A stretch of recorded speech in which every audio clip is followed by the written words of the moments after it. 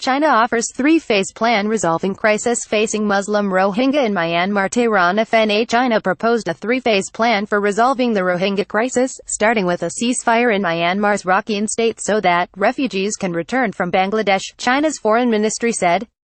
More than 600,000 Muslim Rohingya have fled to Bangladesh since late August, driven out by a military clearance operation in Buddhist-majority Myanmar's Rakhine State, NewPaper reported. The refugees' suffering has caused an international outcry.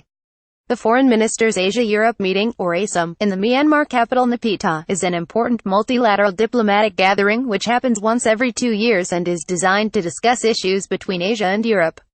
The meeting was scheduled to take place in Myanmar before the outbreak of the current crisis.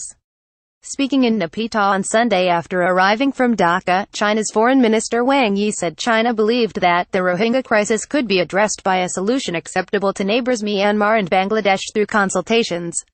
The first phase is to effect a ceasefire on the ground, to return to stability and order, so the people can enjoy peace and no longer be forced to flee, China's foreign ministry said in a statement, citing Mr. Wang.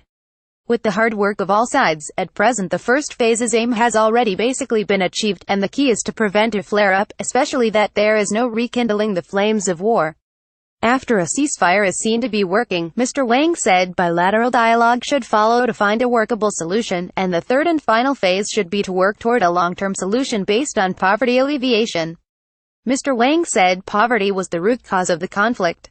The refugee crisis erupted after the military launched a brutal counterinsurgency operation against the militants after attacks on an army base and dozens of police security posts in Rakhine on August 25. The group behind those attacks, Rakhine Rohingya Salvation Army (ARSA), had declared a one-month ceasefire on September 10, which was rejected by the government. But there have been no serious clashes since. Visiting Myanmar last week, U.S. Secretary of State Rex Tillerson condemned ARSA's attacks and voiced support for Myanmar's transition to democracy under the civilian administration led by Nobel Peace Prize winner Aung San Suu Kyi. But Mr. Tillerson also called for a credible investigation into reports of human rights abuses against the Rohingya committed by Myanmar's security forces.